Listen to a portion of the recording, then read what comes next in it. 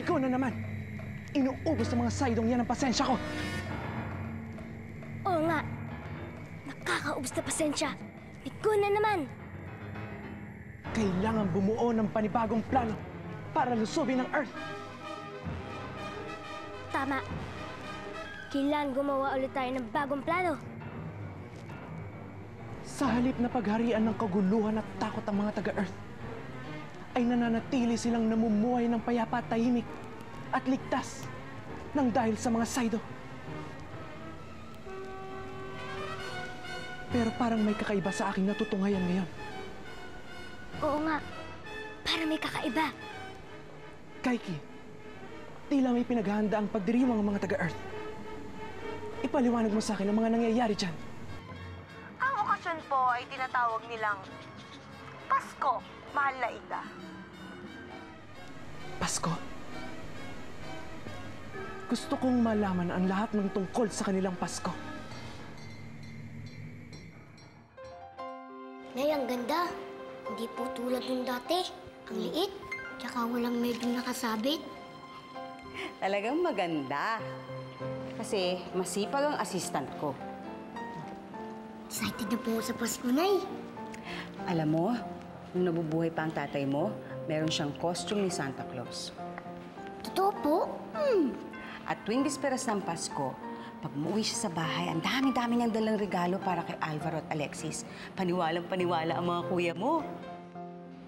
May costume rin po ba si Tito Ramiro?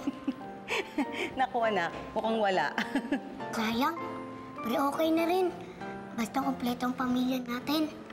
Masaya na po ako dun. Bakit ba di maalis ang ngiti sa mukha mo?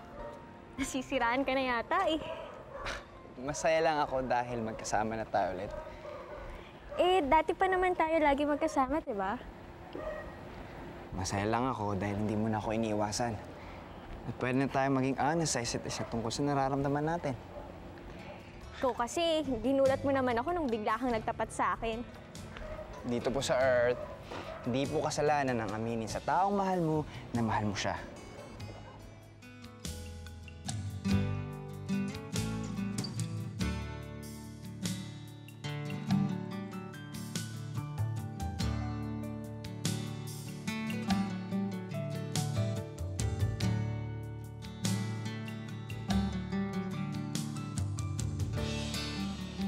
Servano! Hayaan mo na lang muna siya. After kasi nung palaro, hindi niya na ako kinakausap.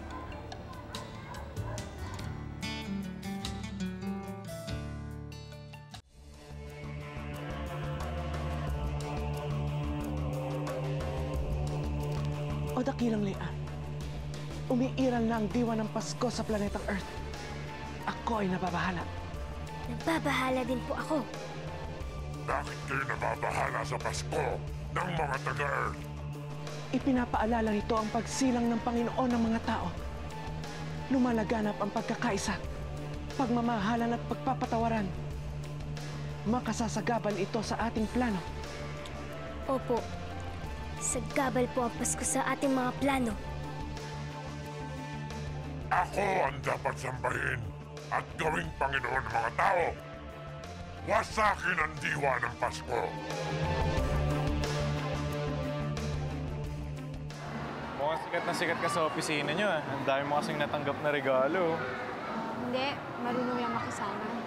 Pwede ba nga akin na lang yung iba dito? Kahit ito lang oh. Ano? Ito. Di total, wala naman ako nakain sa Christmas party niyo eh.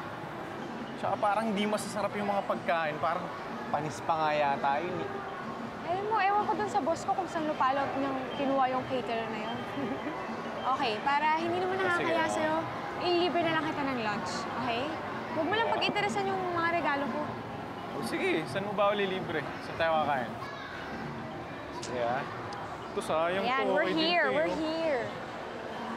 Alam mo, Okay to eh. mura dito, masarap pa. Madalas kami kumain dito ni...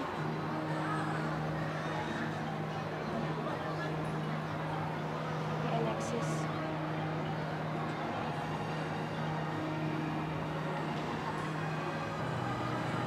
Tara, Umalis na lang tayo dito. Nasira lang yung araw. Tara na, tara na.